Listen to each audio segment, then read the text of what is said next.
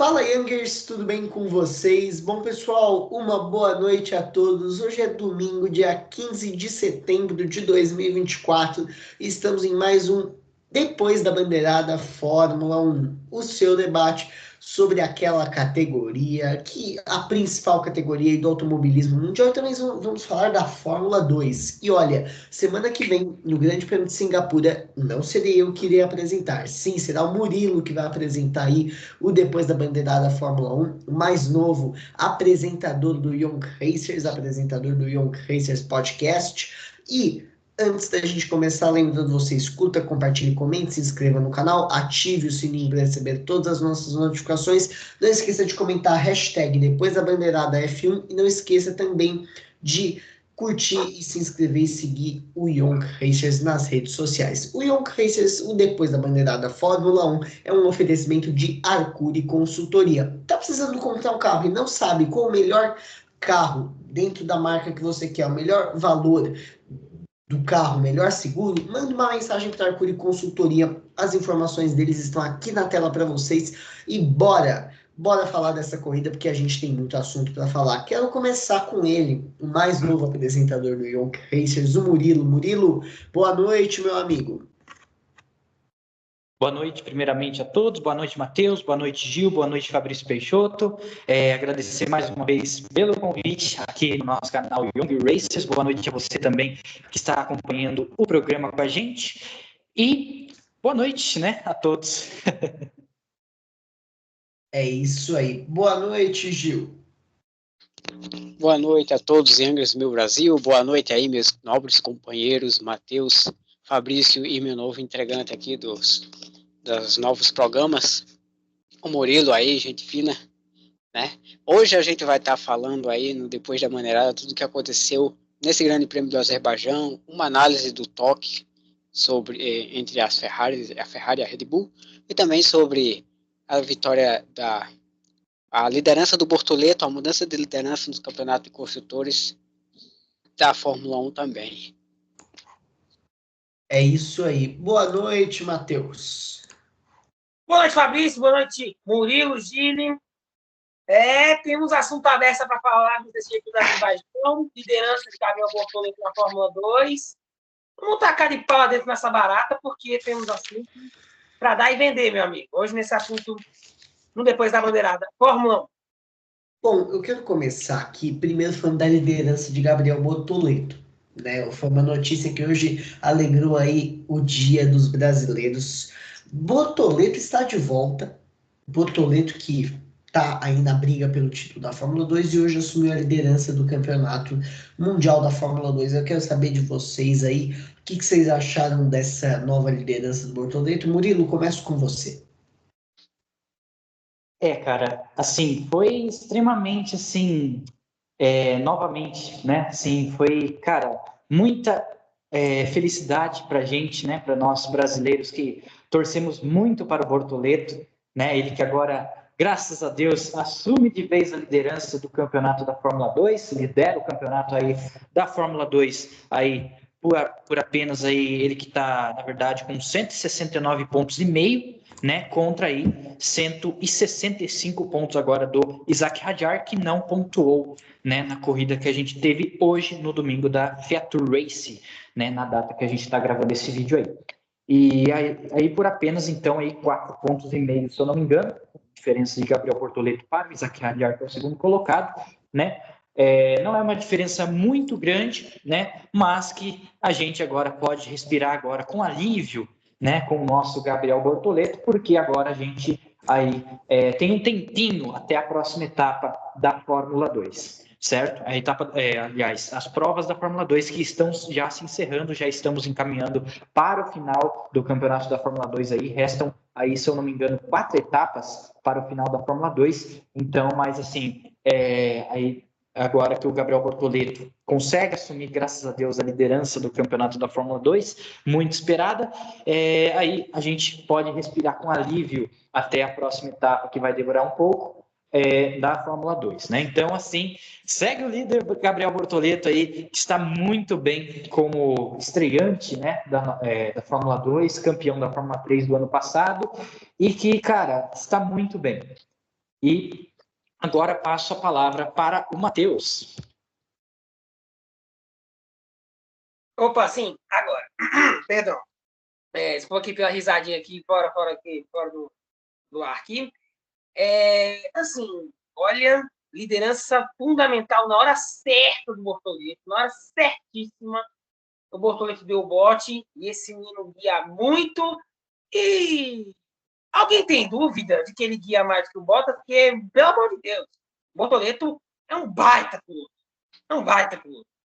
Não é possível que alguém enxergue que o Bottas ou um outro piloto na Fórmula 1, porque esse menino tá pronto, tá prontinho para a Fórmula 1 e assim, cara, ano passado ganha a Fórmula 3 no seu primeiro ano, tá para ganhar a Fórmula 2 no seu praticamente seu primeiro ano, então sim, guia muito, chega e bate campeão, então assim, ele tá maduro, tá fazendo as escolhas certas e com sorte de campeão, meu.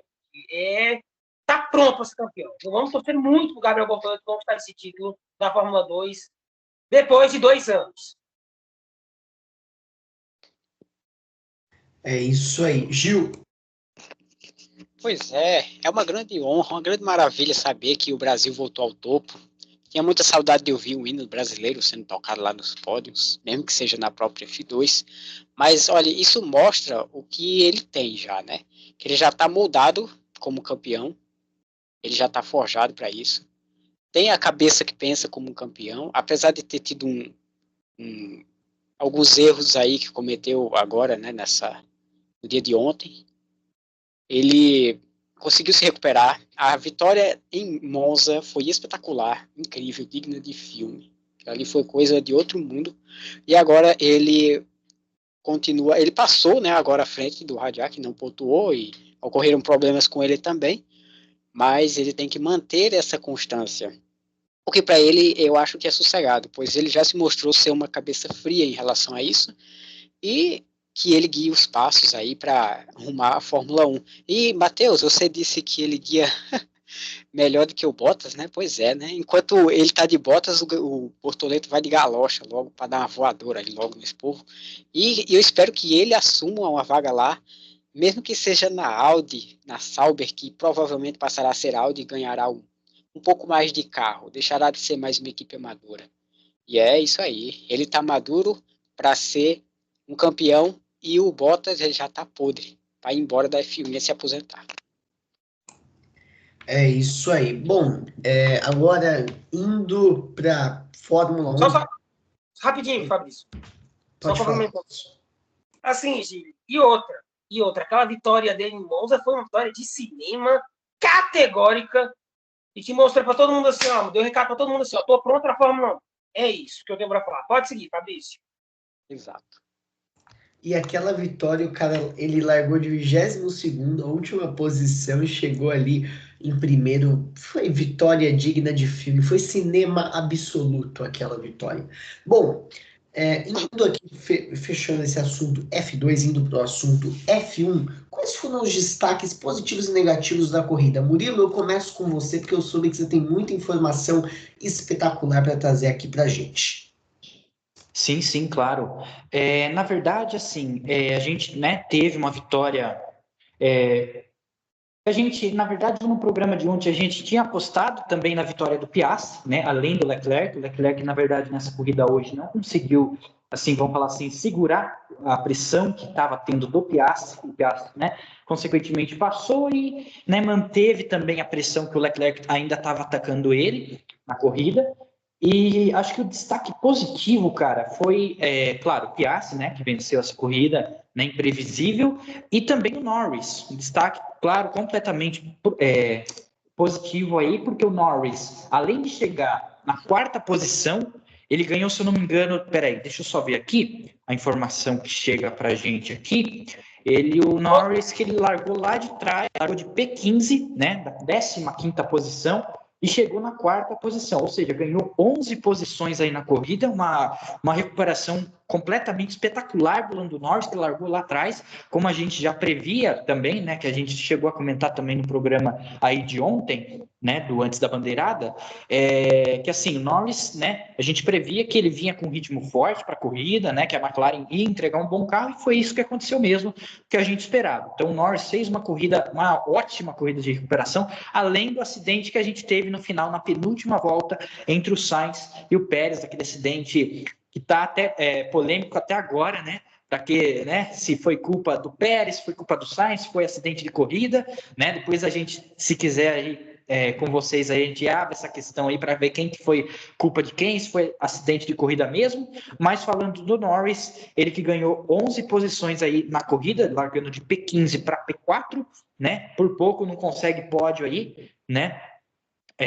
E assim ele fez a volta mais rápida também, né? Um destaque aí que, né, veio, largou lá de trás, chegou em P4 e levou o pontinho aí da volta mais rápida, que se eu não me engano aí foi, deixa eu só ver aqui rapidão, a volta mais rápida aí do Lando Norris, que foi de um tempo de 1:45.255. Então aí, além de chegar em P4, numa belíssima recuperação da McLaren, além da vitória do Piastri, fez aí o tempo da volta mais rápida e leva de um extra, que é completamente um campeonato, tanto para a McLaren, que agora assume também a liderança do campeonato, né? E o Norris, claro, que é vamos falar assim, entre aspas, o rival mais próximo que pode chegar no Verstappen aí para o campeonato de pilotos. É isso aí, Murilo. Vai lá, Gil. Pois é, meus destaques também vão para as McLaren. Piastri fez uma excelente corrida com um total de 0 erros, incrivelmente perfeito. Agora, forçou muito o carro, né? Tanto é que o engenheiro deu uma discutida com ele, dizendo que ele não era para fazer mais isso, pois poderia colocar a corrida em risco, mas ele conseguiu segurar a barra, guiou como gente grande, e também ele, na minha opinião, tem um pouco mais de cabeça para ser campeão do que o Norris, tá? Talvez eu esteja errado, vocês não concordem, mas é a minha opinião. Mas enfim, também vai para as Williams, que agora passaram a Alpine, né? A Alpine regredindo cada vez mais, né? Largando do pit, 0 pontuação, não se dá bem com circuitos de altíssima velocidade, então é complexa a situação da Alpine.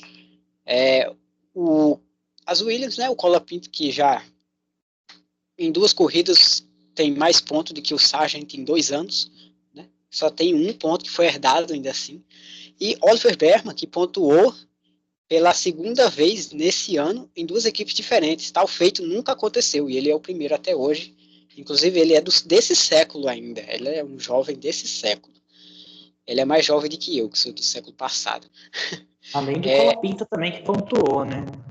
Ele também ainda é dessa geração aí do século XXI, muito interessante esses novos rookies, né? Hoje foi o dia dos rookies, e os experientes, né? Infelizmente, segundo os pilotos aí, se enroscando, não se dando tão bem. Agora, parece que na McLaren se inverteu a coisa. O segundo passou a ser primeiro e o primeiro passou a não ser considerado primeiro. Diminuiu um pouco sua prioridade aí, mas enfim, eles que se resolvam, né? É isso aí. Matheus. Olha, destaques positivos e negativos. Vamos lá. Olha, meu destaque positivo é, sem sombra de dúvida, Oscar Piastri. Piloto do dia, uma aula que o Piastri fez hoje de como se defender posição, o Leclerc fungando em cima dele o tempo, a corrida inteira praticamente. Ele deu um senhor, uma passada aqui que o Leclerc pegou o Leclerc com as calças curtas, uma mão na frente e outra atrás, uma passada, não, foi uma passadaça. Um passadão que o Piastri fez, gente. Em defesa de posição, o Leclerc em cima dele, defendeu, guiou como gente grande. Atuação categórica do Piastri. Ele deu o troco do que aconteceu em Monza, né? Exatamente. E outra, aquela passada de Monza lá, para mim, que ele fez em cima do Norris, para mim é a manobra do campeonato até agora. É a manobra do campeonato. Não há nem o que conversar. E outra, e assim, mereceu a vitória no Azerbaijão, o Piastri. As Williams, muito bem, excelente. Albon e Colapinto. O Colapinto, nossa senhora, o Colapinto, em pouquíssimo tempo, mostrou mais serviço que o 2 anos. Sabe? O Colapinto, sabe, pegou essa barata, essa carroça aí da Williams aí, meu amigo, e botou quente, botou pesado, botou a artilharia pesada. E outra coisa, eita, mamãe, e olha, eu não sei não, viu, mas eu tô vendo esse campeonato, o Max está perdendo esse campeonato, indo pro vinagre, eu tô vendo, viu? O campeonato começa a se complicar. Singapura vai ser, agora é que são elas, viu? Agora o bicho vai pegar, viu? Em Singapura, viu? Agora é que são elas. Agora a gente vai separar os meninos dos homens. É isso que eu tenho a dizer. É isso aí. Bom, indo aqui para nossa próxima questão, como vocês analisam a corrida do Sérgio Pérez e a corrida de Max Verstappen? Murilo, começo com você. Claro. Na verdade, falando do Pérez que, assim, estava durante a corrida inteira, se a gente for analisar, Pérez estava brigando por uma boa posição de pódio, né? Chance de conseguir o pódio, tanto que a gente, até que ontem a gente comentou nessa resenha que a gente teve, que o Pérez, né, conseguiria esse pódio, foi realmente o que teria acontecido se não fosse esse acidente que aconteceu, mas, assim, claro, esse acidente que foi com o Sainz, eu acho que foi, assim, bem desprovido, porque o Pérez podia continuar, que nem eu falei, foi na penúltima volta ainda da corrida, faltava mais uma volta, assim, né, mais duas, contando com a última, mas, assim, para o Pérez, que nem eu falei, conseguir, né, o pódio aí, ou pelo menos o quarto lugar no mínimo, né, que ele estava brigando ali, não só, na verdade, com o Sainz, mas como com o Leclerc também, que estava ali na segunda posição, ou seja, não só a terceira posição que o Pérez poderia conseguir, como a segunda também. O Pérez podia ir até na segunda posição, mas que foi um caso polêmico, que está sendo até, né, polêmico até agora aí, para ver, né, que eu falei, para ver quem que foi o culpado desse acidente, se foi incidente de corrida, se foi culpa do Sainz ou do Pérez, mas enfim, cada um com suas opiniões, mas eu acho que o Pérez podia, na minha opinião, se eu, né, acredito que foi culpa do Pérez, porque o Pérez, se você até reparar nos onboards, nas câmeras que estavam tendo ali no setor da pista, o Pérez, né, na verdade, o Sainz, ele deu uma jogada para a esquerda para tentar se defender do Pérez e também ali sair do muro que estava da direita do Sainz, e o Pérez, você pode ver a hora que o Sainz, ele tenta se defender, porque tinha uma pista larga ali do lado, né, para o Pérez poder, né, ir para a esquerda, o Pérez ele dá uma jogada para a direita, acontecendo o contato roda com roda e aquele acidente que a gente conferiu, né, durante a corrida na penúltima volta com o Pérez e o Sainz. É isso aí, vai lá, Matheus. Eita Jesus, eita Jesus. Falar do Pérez, viu? Ei, Fabrício, você arruma essa pergunta. Você jogou uma pimenta. Você jogou uma pimenta pesada, hein, Brasil? Mas assim, eu não estou falando do Pérez, eu estou falando ninguém mais, ninguém menos do que o seu amado piloto favorito. Ai, Jesus, pronto. Eita, Jesus, que fase, hein? Que fase, o negócio tá pesado hoje. O Fabrício botou pesado hoje. Vamos lá. Bom, olha, o Pérez. Vamos começar pelo Pérez. O Pérez vinha fazendo um final de semana excelente, muito bom, melhor do ano até aqui. Estava fazendo uma corrida impecável, muito boa, conseguindo acompanhar o ritmo do Piastri, do Leclerc. Aí no finalzinho, ele me embola com o Sainz, aí, meu amigo, não tem como defender. Esse pódio é importantíssimo pro Pérez, porque ele tá, sabe, já tá na panela de pressão, sabe?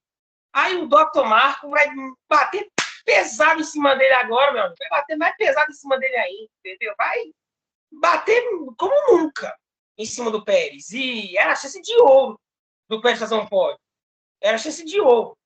E que vacilada, né? O Pérez bobeou, né? O Pérez bobeou nessa e para mim, eu continuo achando, aqui nos bastidores, eu falei antes de começar o programa, que para mim foi top de corrida, incidente de corrida.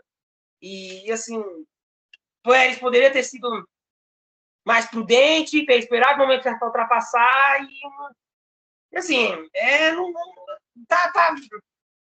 tava bom demais, não tava bom demais para defender o Pérez. O Pérez não pode elogiar o Pérez, não pode elogiar o Pérez não tá bandeirado. Esse é o problema. Bom, sobre o Verstappen. Verstappen teve um final de semana de muita dificuldade. Tá brigando muito com a barra da Red Bull. Sabe, a pressão tá aumentando em cima dele cada vez mais. Cada vez mais. E, assim, brigando demais com a barata. Sabe, na classificação de ontem, o carro dele deu uma traseirada ontem. Deu um famoso segura a criança, né? Segura a barata. Então, assim, tá difícil. O Verstappen tá vendo a situação se complicar e se ele não se coçar e a Red Bull se coçar, não sei não, o campeonato de pilotos começa a perigar, porque o de construtores já, a liderança já perdeu e os construtores, para mim, já era. Para mim, já era. 20 pontos atrás e Singapura, Verstappen e Red Bull vão ter muita dificuldade. Viu? Vai ser uma corrida muito tenebrosa, viu? Complicada. Vai ser tenso para os homens, viu? Porque ano passado foi complicado, viu? Foi filme de terror para os austríacos. E assim, só um complemento que eu faço também, né? Como o Matheus disse também, que o Pérez está difícil para ele, né? Na temporada com a Red Bull, né?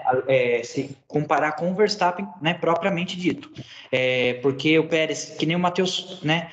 Comentou, o Pérez que está tendo uma temporada muito difícil, que nessa corrida poderia ser vamos falar assim, uma confiança a mais para ele, para poder continuar, né, juntamente na Red Bull, com toda essa pressão, tanto da própria equipe, como para cima do Verstappen, né, todas essas notícias que especularam também, juntamente com o Helmut Marko, o Adrian Newey, todo mundo, toda essa galera que está envolvida aí, e o Pérez que, assim, praticamente, vamos falar assim, entre as praticamente na última volta, né? Tava alguns metros ali, tava na penúltima, mas enfim, mas praticamente no finalzinho ali, o Pérez, né? Vamos falar assim, bobeou e jogou a corrida fora e continua essa pressão aí totalmente agora que eu acredito que, claro, a gente tem Singapura, que é um circuito de rua também agora no próximo final de semana, só que eu acredito que só um milagre que pode acontecer para o Pérez melhorar a situação aí e virar o jogo, porque eu acho que é muito difícil. E outra, era uma pista que favorecia o Pérez. 2 vitórias lá na Azerbaijão. E outra, assim, é complicado, é muito complicado. Vai lá, Fábio. Não, pode passar a palavra do Gil. Eu sou só apresentador. Não, aqui assim, você me apertou aqui, eu... Não, Gil. Pois é, né, meu nobre? 2 adendos aqui antes de falar disso. O Russell, ele sempre aproveita a oportunidade quando 2 batem, né? Quando você menos esperar, eu vou estar lá. E outra coisa, disseram, né, para o Leclerc no rádio, para seguir o plano C. Mal ele sabia que o plano C era colisão entre Pérez e negócio lá, e Sainz. Aquele era o plano C. Aquele plano não falha, não. Você perder a posição, porque entra logo o safety car, você não tem perigo de perder. Pena que não entrou enquanto ele estava na liderança, né? Assim, Piastri não ultrapassaria. Mas é aquilo lá. Olha, aquela corrida foi incrível, mas tipo, pro Verstappen, o Pérez ele recebeu um spec bem interessante de atualizações, mas acho que só na parte da frente, se não me engano. Mas uma atualização bem interessante foi trazida para os dois, que foi o assoalho. Não tiveram muito sucesso com esse quesito, porque o assoalho você pode até ganhar uma velocidade de reta, porque aquela questão lá do downforce, o arrasto e tal. Mas nas curvas ele pode te dar um downgrade, né? Pode te colocar muito arrasto. Isso é complicado. No caso do Pérez, como ele é um grande recordista lá dessa pista, ele conhece muito bem, talvez ele conseguiu se safar muito para conseguir terminar, pelo menos largar à frente do Verstappen, porque ele conhece muito bem aquele circuito, mas ele bobeou, e na minha opinião, entre o toque lá que aconteceu, claro, foi um incidente de corrida, mas o Sainz já estava com mais de meio carro à frente, então dava para ele dar uma evitada naquela colisão. O peso foi porque a traseiro esquerdo do Sainz bateu no dianteiro direito do Pérez, e aí isso daria uma catapultada no carro e não teria como ele segurar, porque o carro ele perde toda a aderência e não tem volante que gire que evite essa colisão. Mas assim, punição zero para os dois, né? Mas infelizmente prejuízo, né? Um grande prejuízo para o Pérez principalmente, que agora também ele cai no Campeonato Construtores, sendo ultrapassado por Russell, empatado, só que o Russell tem uma vitória, então ele se sobressai. Esse toque tá igual a revista de fofoca, viu? Vai render a peça, viu? Vai render, viu? Vai render. Tá? Claro, a Sauber só dando um detalhe aí, por enquanto zerado no campeonato. A gente pode até analisar aí com Bottas que, né, para dar essa vaga para o Bortoleto. Mas enfim, então assim, a Williams fez nesse Grande Prêmio do Azerbaijão, acho que uma das melhores corridas da temporada da Williams por enquanto. E claro, um destaque aí positivo, como eu falei aquela hora também, para o Colapinto, que foi aí pontuou, né, já aí na sua segunda corrida correndo na Williams aí, né, que tinha assumido aí o lugar do Logan Sargent nessa temporada aí até o final, e marcou aí 4 pontos para a Williams, importantíssimos, né, mais do que o Sargent, que nem o Gil falou aquela hora, e o Matheus também, em 2 anos, né, então assim, o Colapinto marcou mais pontos em 2 corridas do que o Sargent em 2 anos, então assim, são números assim, bastante impressionantes se a gente for falar do desempenho, do que foi, né, de tudo isso em comparação do Sargent com o Colapinto, né, que teve aí, mas assim, tanto o Albon quanto o Colapinto, os 2 pilotos aí da Williams, fizeram, cara, um bom, acho que nem eu falei, uma das melhores corridas, acredito eu, aqui no Grande Prêmio do Azerbaijão nessa temporada, marcando aí 10 pontos e assumindo agora a 8ª posição do Campeonato de Construtores para cima aí da Alpine. É isso aí, Murilo. Matheus. Olha, quando da Williams, excelente. Excelente. Dona largou de P9 e P10. Então, para começar, já largou bem demais. Excelente. E uma excelente prova da Williams. Excelente prova do Albon do Colapinto. Né? Parece que assim, o Colapinto já chegou mostrando serviço, já chegou botando pressão no Albon, botando preocupação na cabeça do Albon. O Albon parece que resolveu andar, porque o Albon estava carregando o piano nas costas e até antes da chegada do Colapinto. Porque o Sargent, pelo amor de Deus, meu Deus, que piloto filme de terror aquilo ali. Assistiu o Logan Sargent é que nem assistiu filme de terror, Torno Pânico, Chuck, esses filmes aí. Pelo amor de Deus, piloto fraco. Desculpa eu estar atacado de jeito, mas é verdade. Desculpa. Perdão, mil perdões. Eu estar atacado. Deus me perdoe, mas é verdade. E o Colapinto já chegou mandando ver, sentando o pau na barata dele. Desempenho excelente nessas 2 provas. Andou bem em Monza, muito bem em Monza. Andou hoje bem demais no Azerbaijão. Bem demais. Sabe? Então, a Williams hoje, a barata da Williams, sabe? Bem demais, rendendo muito bem. E, assim, para Singapura, vamos ver Singapura, porque Singapura, eu quero ver o Williams em Singapura. Aí a gente vai ver a prova real da Williams. Se ela tá numa subida, numa boa subida, ou ela tá em descendo. Aí a gente vai ver a prova real de fato. Essa é a questão que eu vejo no momento. É isso aí. Bom, indo aqui para mais uma questão. Hoje o nosso... Ai, perdão, Gil. Perdão, Gil, era você. O que eu tenho que falar é coisa rápida. Então, eu tenho um questionamento também, mas enfim, não precisam responder não. Só pensem. Então, a corrida da Williams, muito interessante, viu que o Albon realmente conseguiu, porque o circuito também favorece muitos, porque ele já tem um histórico de velocidade reta bem considerável. Segunda coisa, o Albon ele é mestre em poupar pneu, então dava para ele dar o stint mais longo que tivesse, por isso que ele conseguiu chegar numa das primeiras posições de pódio, inclusive. Agora sim, Colapinto, ele está fazendo um excelente trabalho, e outra coisa, aquele cara lá, o Binotto, ele já está de olho nele para 2025 também. Aí já pensou, o Guan Yu Zhou vai embora e fica um brasileiro, se Deus permitir, e um argentino na Sauber. E outra coisa, se tivessem colocado já o argentino no lugar do Sargent desde o começo do ano, será que ela não tinha passado a Haas também com 27 pontos hoje? Eu acho que sim, hein? Sim. A falta de serviço que o Sargent trouxe para a equipe, além de ter dado muitos prejuízos, ele até agora é um dos que mais gastou, além do Pérez, com acidentes e tudo mais, jogou fora muitas atualizações também que vinham do carro, principalmente, acho que foi Spa, não lembro agora. É difícil, hein, a situação. Se ele tivesse feito isso antes, aí eu acho que ele estaria numa posição bem melhor nos construtores. E assim, um detalhe interessante também, que na verdade, só para complementar a conclusão do Gil, é que na verdade, assim, o Hülkenberg ele já está confirmado para o grid ano que vem. Então, assim, a gente infelizmente não tem a possibilidade de ter um brasileiro, se caso for o Bortoleto, e o Franco Colapinto, que se for para a Sauber também, porque o Hülkenberg já está confirmado. Observação, eu não tinha lembrado disso. Não, tranquilo, cara. Mas assim, então assim, a gente até fica meio impactado assim, porque o Binotto então, né, não só o Bortoleto brigando por essa vaga, mas também o Colapinto, o Theo Porcher, que acho que é um dos menores que está brigando, mas ainda está brigando.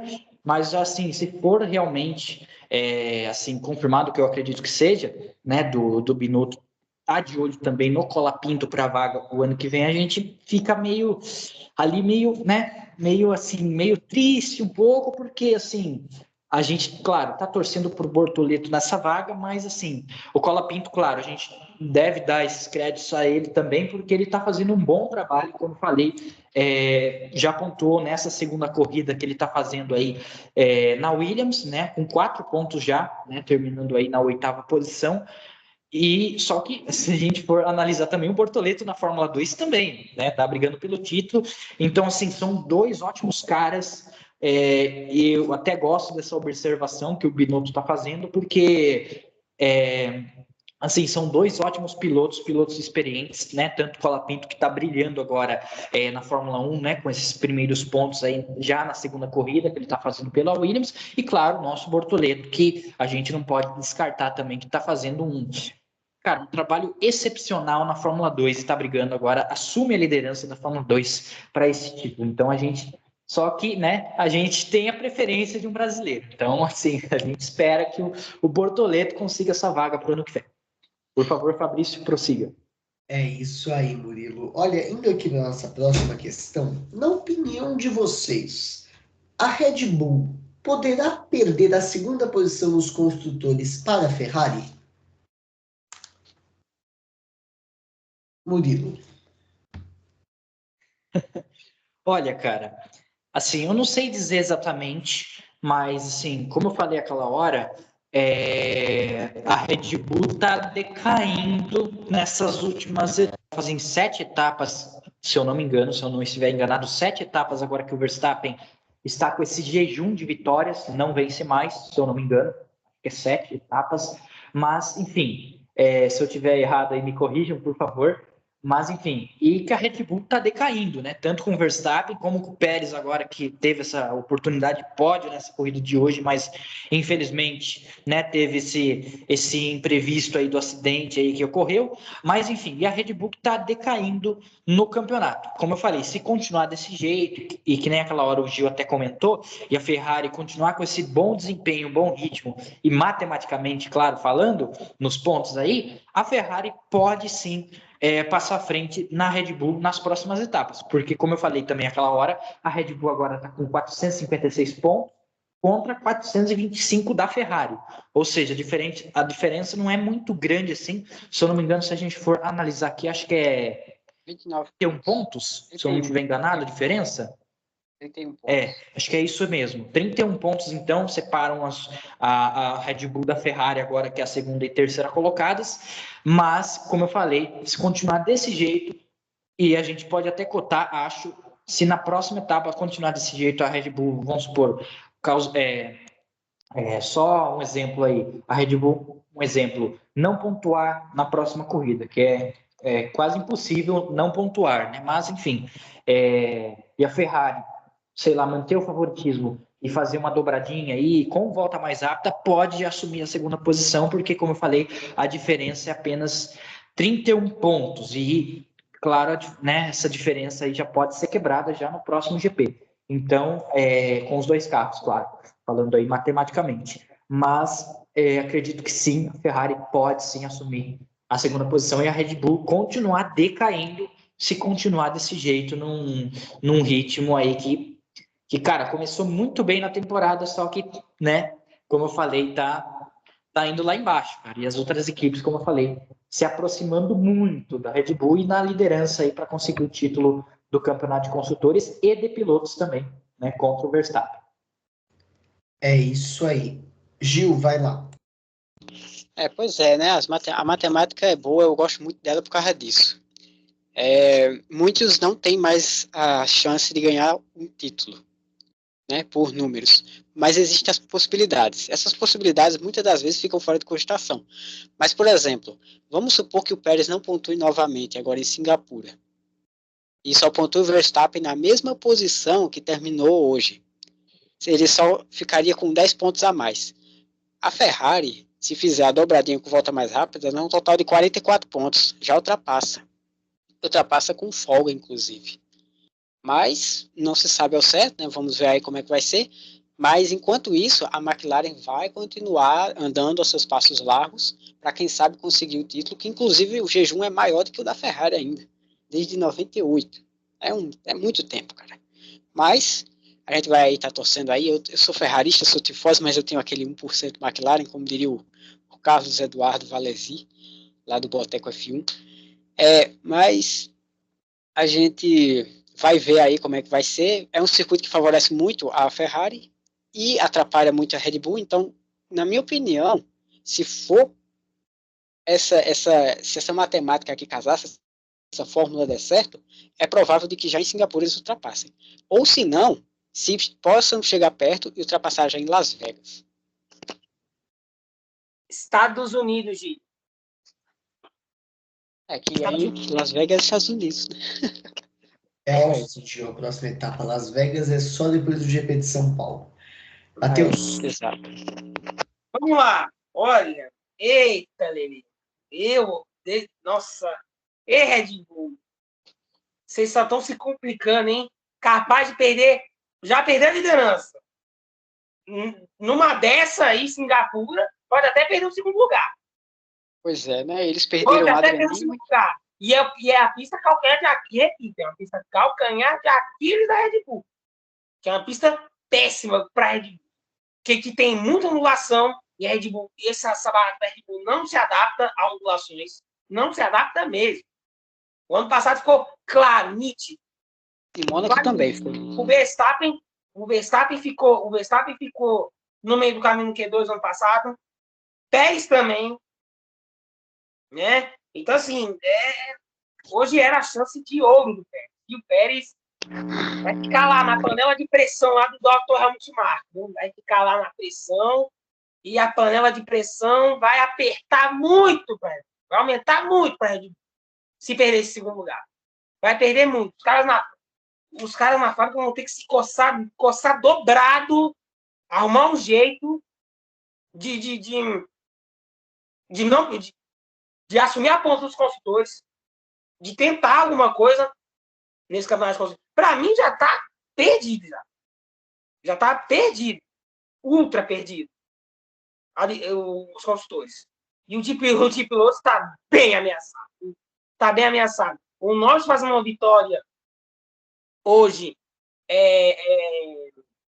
fazendo uma vitória na semana que vem, desculpa, em Singapura, e o Verstappen zerando, a diferença vai cair muito, vertiginosamente. 25 aí vai cair para coisa de 34 pontos. E aí o campeonato vai pegar fogo, meu. Vocês já pararam para pensar nisso? Olha só o caráter que esse Grande Prêmio de Singapura terá na semana que vem. Olha só. Vocês já pararam para pensar? E outra coisa aqui que eu tenho que falar aqui também. Senhorita Red Bull, que era campeã nos pitstops, já não é mais. Já não é. Olha, a parada do Verstappen foi um filme de terror. Foi um filme de terror que nem assisti Todo Mundo em Pânico, Chuck, esses filmes de terror aí, assombrosos aí, A Casa de Cera, esses filmes aí. Tudo. 3.1 na parada. Uma parada horrorosa. A Red Bull caprichou bem com o Pérez, não caprichou com o Verstappen. Então alguma coisa tá muito... Alguma coisa não tá alinhada aí. Na Red Bull. Tá muito fora do tom. Já faz há muito tempo. Em Monza fez uma parada horrorosa. 3 segundos. E o Verstappen ficou pé da vida. E o Verstappen, certamente, lá na fábrica da Red Bull, na Áustria, tá soltando os cachorros. Vai soltar os cachorros na semana que vem. Se não, em Singapura. Vai soltar os cachorros se tiver um péssimo resultado. Pode escrever. É isso aí. Bom, indo aqui para a nossa penúltima questão, como vocês analisaram o toque entre Carlos Sainz e Sérgio Pérez? Agora chegou a hora de falar desse toque. Murilo, começo com você. Gil, você tinha respondido outra questão? Então beleza. Murilo, começo com você. Opa, claro. É que assim, que nem a gente falou, né? O Pérez, na verdade, ele precisava desse resultado, ele estava muito bem, né, na corrida, ou melhor, no final de semana inteiro, né? O Pérez estava muito bem aqui no Grande Prêmio do Azerbaijão, e principalmente, claro, aqui na corrida de hoje que a gente teve. Só que chegou na penúltima volta, né? Ele brigando com o Sainz e tanto com o Leclerc para assumir essa segunda posição. Só que nem eu falei, teve um contato aí, um toque, um acidente e que ocorreu, e o Pérez, que com toda essa pressão perdeu mais uma vez, vamos falar assim, e cai de novo no campeonato, né? Porque agora que nem até o Gil chegou a comentar que o Russell agora passou, né? Vamos falar assim, entre aspas, aqui, que mostra pra gente no top 10 do campeonato. O Russell passou, na verdade, empatou agora com o Pérez em pontos, 143 para cada um, né? Na sétima ou oitava posição. Só que ainda a pressão aumenta cada vez mais a cada corrida para o Sérgio Pérez e Singapura, claro, semana que vem aqui no próximo final de semana aí no próximo Grande Prêmio. Vai continuar, porque a Red Bull também não anda muito bem, como até o Matheus comentou aí, o carro da Red Bull, que não anda muito bem nesse Grande Prêmio de Singapura. Então, assim, a pressão para o Pérez, principalmente, aumenta, cara, mais de 50% do que já estava. Então, assim, é muita pressão para o Pérez mesmo, a gente tem que analisar isso daí. E, assim, como eu falei, ele vinha muito bem aqui no Grande Prêmio do Azerbaijão, podia claramente pegar pódio, né, nessa briga aí entre o Sainz e o Pérez, aliás, o Sainz e o Leclerc, né, que o Pérez estava brigando, as duas Ferraris, e assim, cara, e jogou praticamente fora, jogou no lixo essa oportunidade, né? Na última volta, praticamente, como eu falei, na penúltima volta aí, ele jogou essa oportunidade fora. E, né, o toque aí que teve, tanto, né, falando do Pérez mais uma vez, né, ele que depois, chegou, né, todos os Sainz, claro, a gente imagina, né, né, seu estúpido, não sei o quê, né, essas palavras mais, enfim... e tudo bem, é normal, né, de um piloto se estressar depois de uma batida aí, principalmente o Pérez, que estava precisando desse resultado aí. Mas, sobre o toque aí do Pérez e do Sainz, foi assim, analisando o toque dos dois, na minha opinião, foi culpa propriamente do Pérez, porque, como eu falei no início, ele deu uma jogada, se você analisar depois nas onboard, nas câmeras que teve ali naquele setor, onde teve o acidente, o Sainz ele estava ali no traçado, né, da linha da direita ali, e, né, para ele se afastar um pouquinho do muro e para defender o Pérez, jogando o carro um pouquinho para a esquerda. Claro, tinha toda aquela área ali da pista do lado esquerdo, que é o traçado, claro, o traçado mais sujo, só que tinha, né, toda a pista ali, e o Pérez ele não dá uma jogada para a esquerda, tanto que até o Gil comentou também no início que o Sainz estava mais de meio carro à frente do Sérgio Pérez na hora dessa briga, né? E propriamente dito, o Pérez praticamente, entre aspas, catapultou, né, o Sainz e teve essa batida, né? Porque foi a roda dianteira direita do Pérez contra, né, a roda traseira esquerda do Sainz, e que houve esse toque, que nem até o Gil comentou, né? É quase impossível evitar um acidente desse tipo, mas assim, para o Pérez, ele que deu uma jogadinha para a direita nessa hora, e que ele podia jogar um pouquinho para a esquerda para tentar também até conseguir a ultrapassagem no final daquela reta, mas que foi, na minha opinião, foi culpa do Pérez, foi desprovido nesse acidente e é isso aí. Acho que um acidente, claro, né, na minha opinião, né, claro que alguns falam que foi culpa do Sainz, outros falam que foi acidente de corrida ou propriamente culpa do Pérez, mas na minha opinião, culpa aí do Pérez que jogou um pouquinho o carro, o volante no caso, para cima do Sainz na hora desse acidente. É isso aí. Matheus. Fabrício resolveu jogar pimenta mexicana hoje, meu amigo. Não é possível. Não é possível. Foi o que aconteceu na corrida. Você quer que eu faça o quê? Não, sim, tudo bem, mas você botou pimenta mexicana nessa pergunta aí. Vamos lá. E, olha, meu caro amigo Fabrício, Murilo, olha, para mim foi